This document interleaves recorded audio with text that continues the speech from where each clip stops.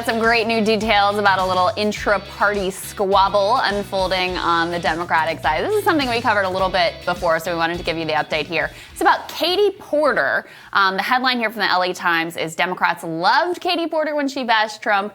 Now she is making them squirm. And this is all about, Sagar, how Katie Porter wanted to continue. She'd been on the Financial Services Committee, chaired by Maxine Waters. She did some incredible work there. I mean, we played some of her clips here. Yeah. She's always prepared. She's very effective in her questioning. She knows what she's talking about. She comes from a banking background. She knows what this field is. So it made all the sense in the world for her to be on this committee. So she asked to continue on that committee, and her request was denied, even though the committee actually shrank. So they had available slots. It wasn't like there were too many people on the committee. Other people who asked for, you have to ask for a waiver to be on this exclusive special committee because of these archaic rules that they've imposed on themselves. Other people that asked for this waiver were granted the waiver, but Katie somehow was not.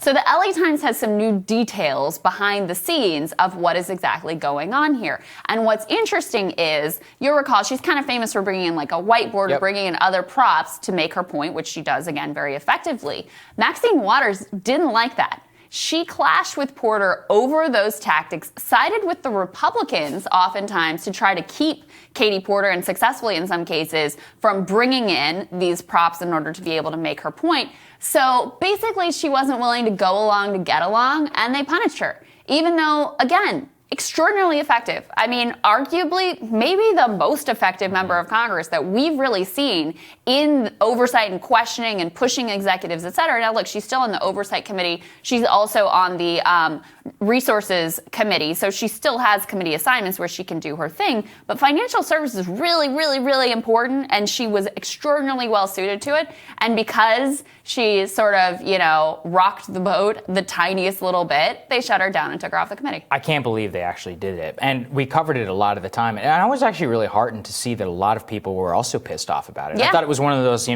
Washington process stories. But it really is. This is how they shut people out and they control the levers of power. When you have the chairmanship and you silently take someone off a committee so they can't even, so if you're pissed off about the questioning, you make it so that they can't question anyone. And that's part of the problem, which is that they control the rules. This also goes to show why the Dems really are terrible for keeping the seniority system whenever, because the Republicans don't have that, which is that the Republican leadership, Dem leadership can remove you from your committee chairmanship if you do a bad job or if they think that, the conference has lost faith in you or whatever, but they still have seniority, whereas Republicans move people out. I forget what the terms are exactly. That's actually really important. It stops people from Maxine Waters holding on to the Financial Services Committee for basically until she dies. This is like a 1960s holdover. It was one of the worst things about the U.S. Congress previously. And this is so they can control, they amass power. Usually they're from gerrymandered districts where they never ever lose. And then they're like totally backed by financial services industry on the Financial Services Committee.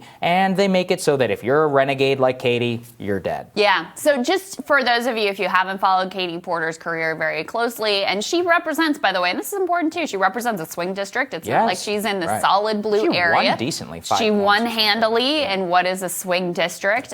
So clearly her constituents appreciate the work that she's been doing. Here she is recently taking an oil executive to task and educating him on the special tax treatment that those companies receive. Let's take a look at that. How much of those intangible drilling costs do you get to deduct right away from your taxes? We get to deduct all of those just like any other business. We do not. How much do you get to deduct? There seems to be a misconception out there that you're operating from that somehow the oil and gas industry benefits from some special sort of tax structure. We don't. We actually. Reclaiming my time, Mr. Murphy.